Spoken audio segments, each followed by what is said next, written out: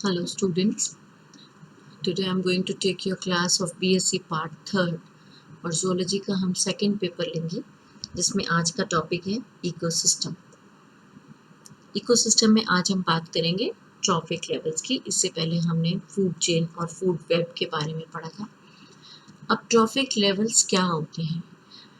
प्रत्येक successive level जो nourishment का होता है वो रिप्रेजेंट होता है लिंक्स ऑफ फूड चेन के द्वारा, मतलब उस फूड चेन में कितने लिंक्स आए वो उसके सक्सेसिव लेवल ऑफ नरिशमेंट को रिप्रेजेंट करता है। या फिर हम यूँ कहें कि the number of links by which it is separated by the producers और as the nth position of an organism in the food chain. यानी किसी भी फूड चेन में nth पोजीशन पे जो ऑर्गेनिज्म है वो प्रोड्यूसर्स से कितने लिंक्स के द्वारा अटैच हो रहा है वो उसके ट्रॉफिक लेवल्स कहलाते हैं। अब कॉम्प्लेक्स नेचुरल communities में organisms whose food is obtained from plants by same number of steps are said to belong to the same trophic level। अब हम इसको देखें, अगर डायग्रामेटिक लेवल पे देखें तो ट्रॉफिक लेवल वो पोजीशन किसी भी ऑर्गेनिज्म की है जो वो किसी फूड चेन में ऑक्यूपाई करता है। प्रत्येक लिंक जो होगा उस चेन का वो हर प्रत्येक लिंक एक ट्रॉफिक लेवल दर्शाता है। अब अगर हम यहाँ पे देखें तो हमें यहाँ पे 5 ट्रॉफिक लेवल्स दिखाई दे रहे हैं। तो किसी भी परितंत्र में या इकोसिस्टम में इस तरह से ट्रॉफिक लेवल्स दिखाई देते हैं। सबसे पहले होते हैं प्रोड्यूसर्स, वो प्रोड्यूसर्स जिनको हम उत्पादक कहते हैं। जैसे भी पहले हमने समझा, ये पहला पोषक स्तर बनाते हैं। इसमें हरे पादप सम्मिलित होंगे जो डायरेक्ट सनलाइट से एनर्जी लेंगे और अकार्बनिक पदार्थों से भोजन उत्पादन करते हैं। फिर आते हैं कंज्यूमर्स, जिनको हम शाकाहारी या मांसाहारी कोई भी हो सकते हैं।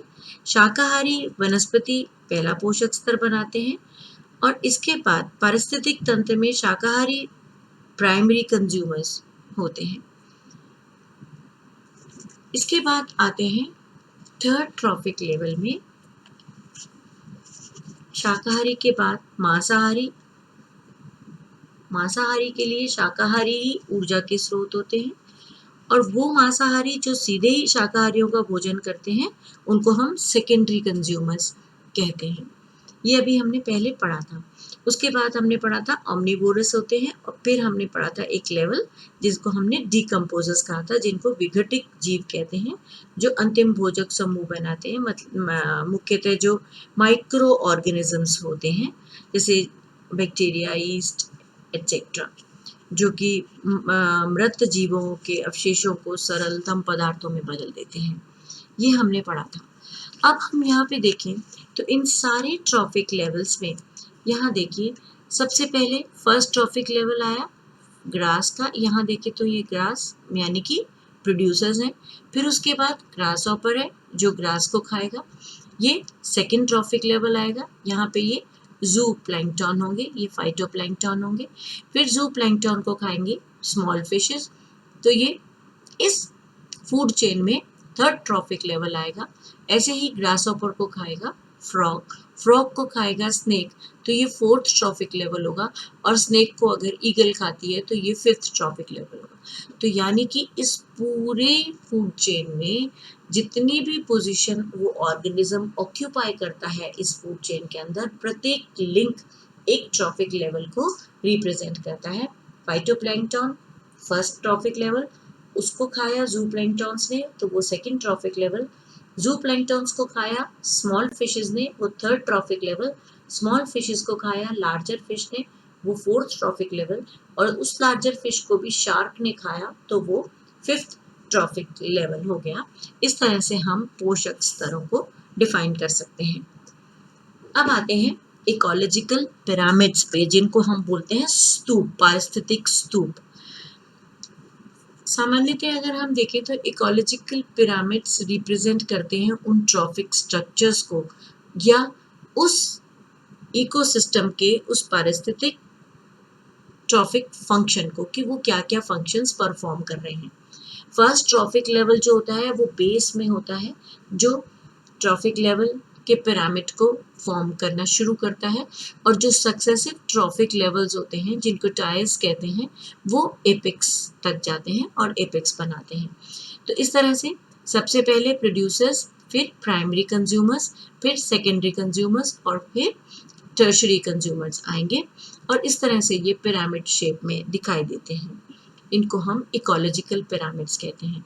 ये जो इकोलॉजिकल पिरामिड्स हैं ये 3 प्रकार के होते हैं। पिरामिड ऑफ नंबर यानी संख्या स्तूप, फिर होता है पिरामिड ऑफ बायोमास जिनको हम कहते हैं जीव भार स्तूप, और फिर आता है पिरामिड ऑफ एनर्जी यानी कि ऊर्जा स्तूप।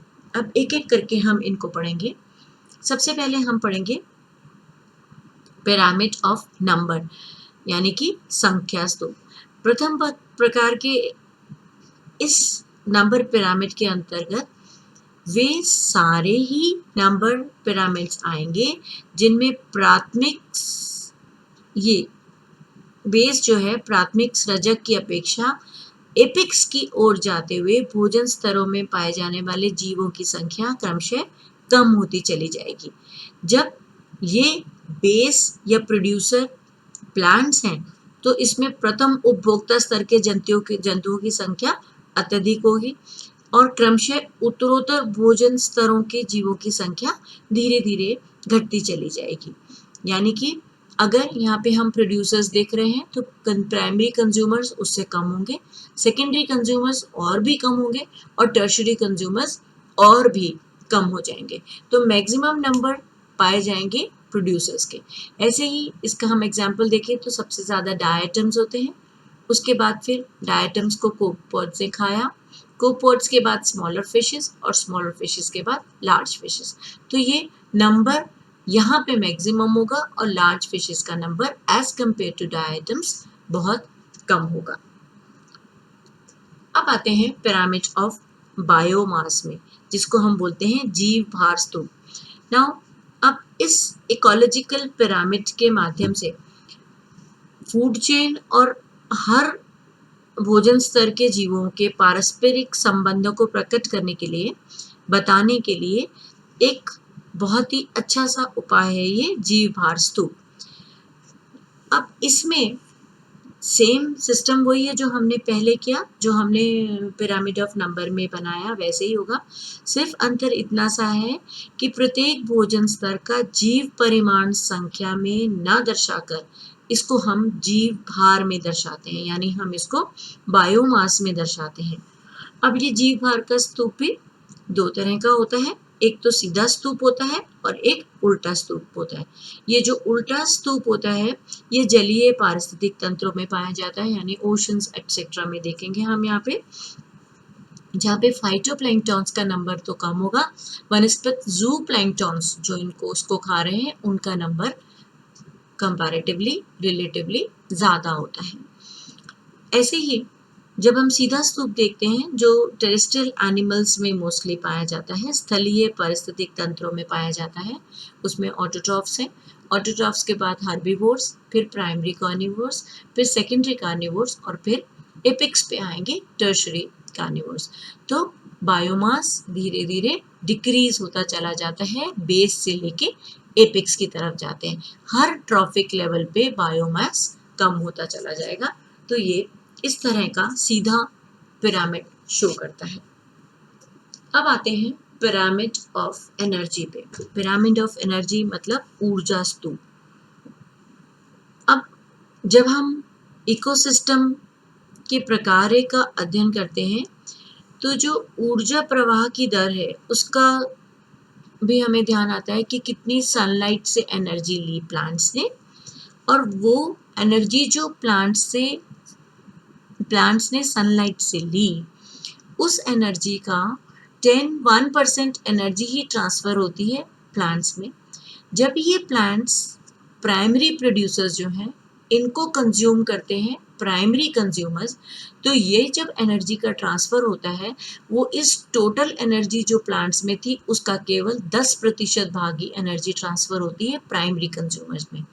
इसी प्रकार प्राइमरी कंज्यूमर से जब सेकेंडरी कंज्यूमर्स में जाते हैं तो इस प्राइमरी कंज्यूमर की टोटल एनर्जी का 10% भाग एनर्जी ट्रांसफ़र होती है सेकेंडरी कंज्यूमर में। फिर इसके टोटल से 100 जूल्स का 10% भाग ही एनर्जी ट्रांसफर होती है टर्शरी कंज्यूमर्स में। यानी कि यहाँ पे इतनी ज़्यादा एनर्जी थी, परंतु ऊपर जाते जाते एनर्जी टर्शरी कंज्यूमर्स तक कम होती चली गई। इसका मतलब ऊर्जा का पारिस्थितिक स्तूप सदैव सीधा ही होगा, चाहे वे कोई भी तंत्र में क्यों नहीं हो, किसी भी सिस्टम में, इकोसिस्टम में क्यों नहीं हो, वो हमेशा सीधा ही दिखाई देगा, सीधा पिरामिड ही बनेगा। Because maximum energy is present in primary producers. और जैसे जैसे हम एपेक्स की तरफ जाएंगे, पिरामिड ऑफ एनर्जी हमें क्योंकि एनर्जी लेवल शो कर रहा है या एनर्जी फ्लो शो कर रहा है, तो अपराइट कंडीशन में जाते जाते वहाँ पे लास्ट में energy comparatively as compare to primary producers बहुत कम होगी। तो इस तरह से हर एक इंक्रीजिंग ट्रॉफिक लेवल के साथ एनर्जी कम होती चली जाएगी एनवायरनमेंट में। जैसे यहाँ देखिए, ये प्रोड्यूसर्स हैं, प्रोड्यूसर्स से प्राइमरी कंज्यूमर्स में कम एनर्जी, प्राइमरी कंज्यूमर से सेकेंडरी में कम, और सेकेंडरी कंज्यूमर से टर्शरी कंज्यूमर्स में और भी कम एनर्जी पाई जाएगी। आप देखते हैं, हम इस इकोलॉजिकल पिरामिड्स को, इन 3 प्रकार के इकोलॉजिकल पिरामिड्स को हमने पढ़ा। इनकी इम्पोर्टेंस क्या है? It shows the feeding of different organisms in different ecosystem. इसके द्वारा हम हर एक इकोसिस्टम में अलग अलग फीडिंग हैबिट देख सकते हैं। ये एनर्जी ट्रांसफर की एफिशिएंसी को शो करते हैं। Condition of the ecosystem can be monitored. इसके द्वारा हम उस इकोसिस्टम की क्या कंडीशन है उसका ज्ञान प्राप्त कर सकते हैं, और फर्दर उसकी वजह से कोई भी डैमेज नहीं हो उसको हम रोक सकते हैं। ये हुई इकोलॉजिकल पिरामिड्स की इम्पोर्टेंस। इसके अलावा कुछ लिमिटेशंस भी हैं इकोलॉजिकल पिरामिड्स की। मोर देन वन स्पीशीज में occupy multiple trophic levels as in case of food web. जब हम फूड वेब की बात करते हैं तो कोई एक ट्रॉफिक लेवल की जगह कोई स्पीशीज एक से अधिक ट्रॉफिक लेवल को भी ऑक्यूपाई कर सकती है। अतः इस प्रकार होने से इसमें हम फूड वेब को कंसिडर नहीं कर सकते। We cannot take into account about the food webs. Saprophytes are not considered in any of the pyramids. यहाँ तक कि important part है वो वेरियस इकोसिस्टम के, फिर भी हमने यहाँ पे सेप्रोफाइट्स को कंसिडर पिरामिड्स में नहीं किया। ये पिरामिड्स एप्लीकेबल होते हैं सिर्फ सिंपल फूड चेन्स के लिए, जो कि नेचुरली ऐसा होता नहीं है। सिंपल फूड चेन्स बहुत कम पाई जाती हैं। ये पिरामिड्स डिलीवर नहीं करते हैं किसी भी concept in relation to variation in season और क्लाइमेट को। They do not consider the possibility of the existence of the same species at different levels. यानी कि different levels पे उस same species की कितनी existence है, उसकी existence की possibility क्या है, उसका consideration नहीं देखा जा सकता। So this is how we can limit some few reasons of ecological pyramids. This is all about today's class. Thank you.